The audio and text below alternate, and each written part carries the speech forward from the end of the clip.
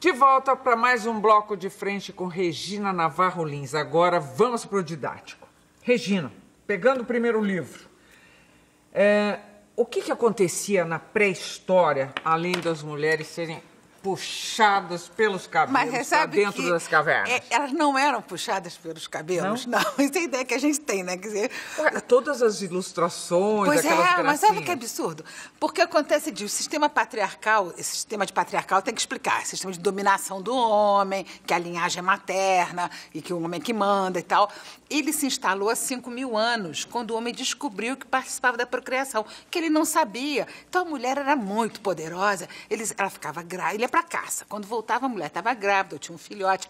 Eles achavam que vinha pelas grutas, pelo vento, entrava no ventre da mulher. Ninguém sabia, o homem não sabia que o homem tinha alguma coisa a ver, que aquele ato sexual que ele tinha tido tinha gerado um filho.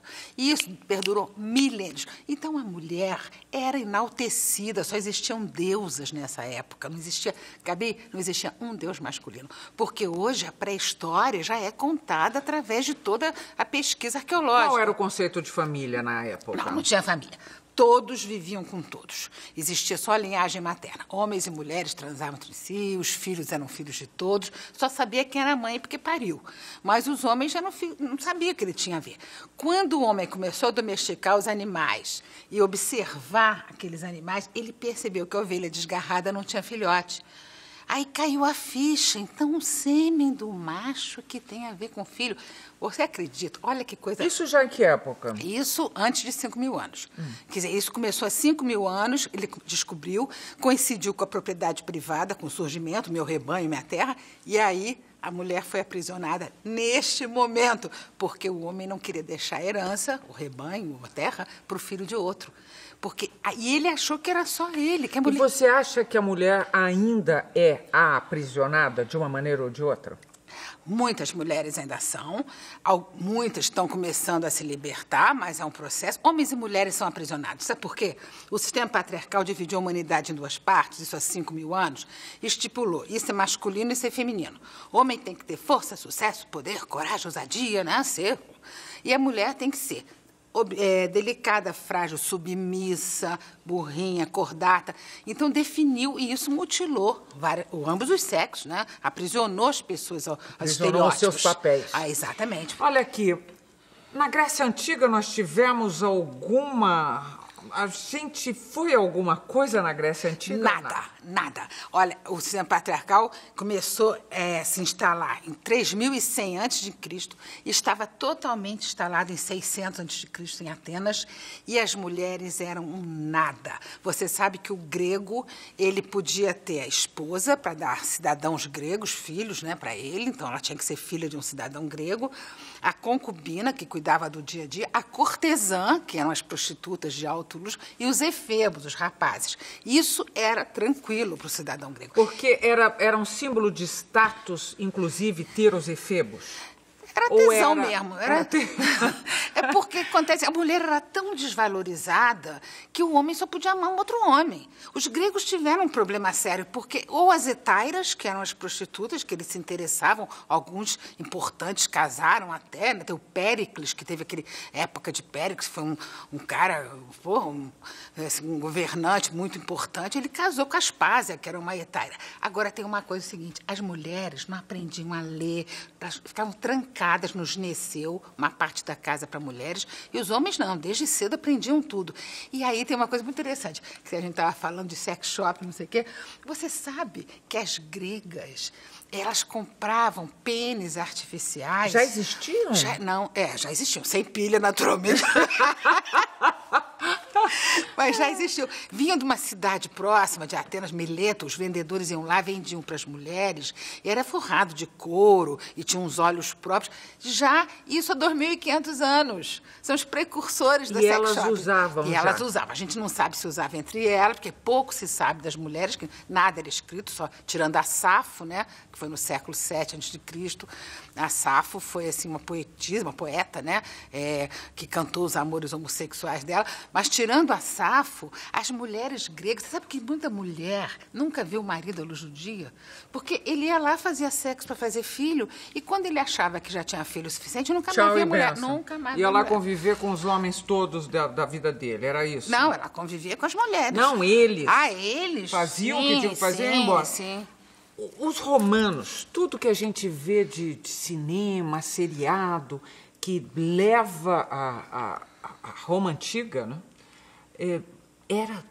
Era mesmo aquela esbórnia, não? As esbórnias nunca eram para as mulheres casadas, né? Quer dizer, a mulher casada em Roma tinha mais liberdade que a grega, mas o homem romano tinha uma coisa muito interessante. Eles desenvolveram uma ideia do homem prudente.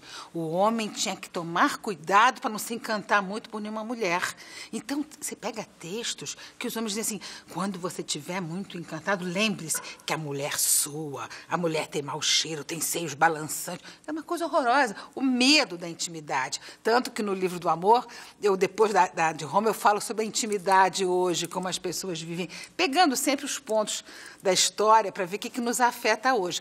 Agora, o romano, as mulheres eram um pouco mais livres que as gregas, sim. Uma das suas... Onde é que eu li uma declaração sua? Em que período da história que os homens se casavam com as virgens, mas respeitavam? Foi na Antiguidade Tardia.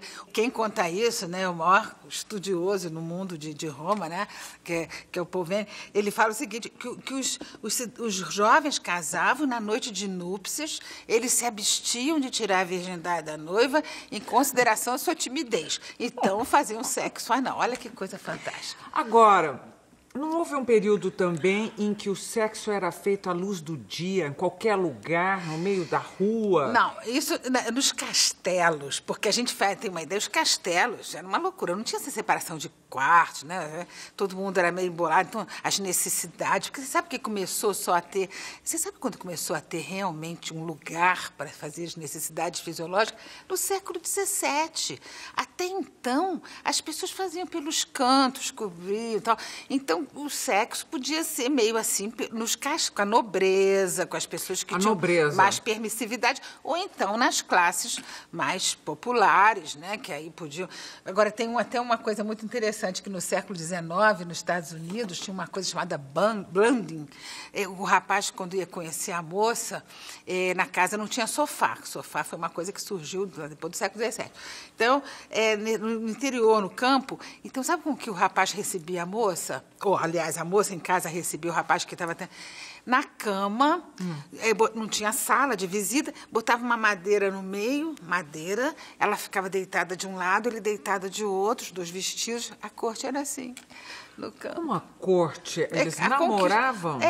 Ele queria, em vez de chegar na sala, sentar, conversar, eram os dois deitados na cama, com uma madeira no meio, dividindo, era o lugar que ela podia receber o pretendente. Regina, que fascinante pesquisa. Não, eu fiz uma pesquisa Quanto tempo de pesquisa? Eu fiquei 5 anos. Já tinha feito muito para a Cama na Varanda, né? Que a Cama na Varanda foi meu primeiro livro.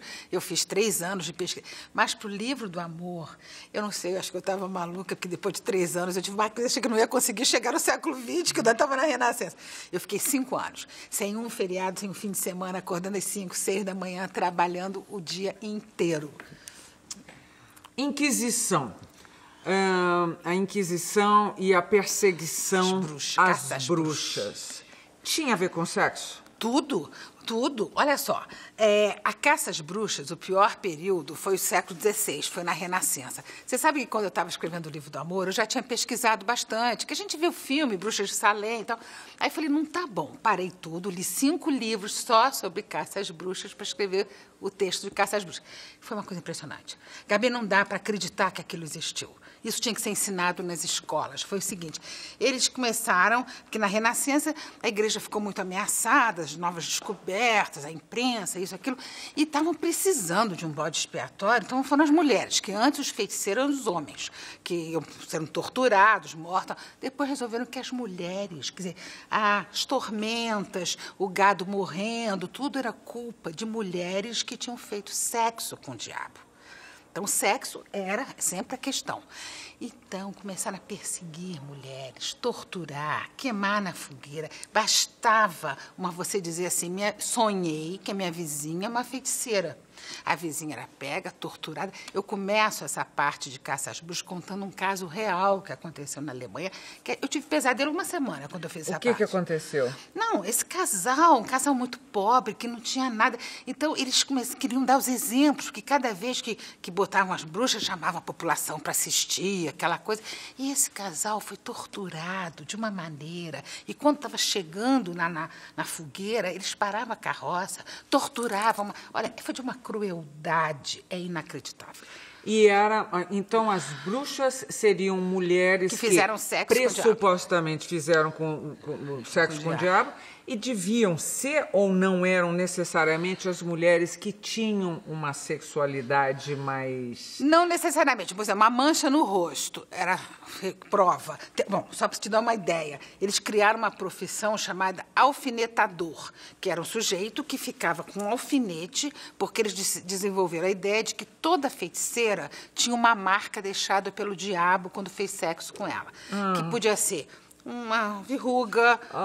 Então, o cara botava a mulher nua, espetava a mulher inteira para provar que ela tinha feito sexo com o diabo. Não, gente, o horror à sexualidade, porque hoje, você sabe que, em vez de eu me espantar pelo fato de 2/3 das mulheres não terem orgasmo, eu me espanto pelo fato de alguém ter. Verdade. Porque foi tanta repressão, com tanta crueldade. O sexo foi sempre visto como uma coisa tão má, tão ruim. Olha, eu quero terminar esse bloco perguntando uma coisa para você, dando um salto aí. Quando vieram para cá os portugueses, eles vieram cheios de roupas, que eu sei, desceram no Rio de Janeiro, aquele calor infernal, e tinham perucas, e tinham veludos, aquele símbolo de status e tal. Bom, isso estou falando no Rio de Janeiro, mas quando descobriram o Brasil, e isso foi lá para cima, descobriram uma terra que tinha aqueles índios todos andando livres e nus. Como é que eles reagiram a isso? Com que eles faziam sexo ali, quando... Existia o moralismo, já estava ou não? Claro. Não, eles assim, claro que faziam, né? Faziam até com as escravas depois, né? Os senhores escravos, senhores de terra e tal. Mas eles queriam catequizar, né? Eles violentaram os índios todos. Violentaram os índios, mas queriam a bênção da igreja em cima daquilo tudo, é isso? Dizer, não, eles queriam catequizar, quer dizer, a igreja tinha que, né, botar todo mundo no formato que eles queriam para controlar. Que eles queriam, para controle daqueles seres livres, mas usaram aquela liberdade. Provavelmente usaram eles à vontade, né, sempre, né, com essa hipocrisia toda, dessa moral hipócrita toda, né, mas sempre o sexo sendo visto como algo abominável. Termina aqui o segundo bloco de frente com a sexóloga Regina Navarro Lins. Está tudo, muito mais. Imagina, eu estou querendo pular, queria perguntar tudo, mas olha aqui os livros. Volume 1, volume 2, o livro do amor. Nós voltamos daqui a pouquinho com mais. Até já.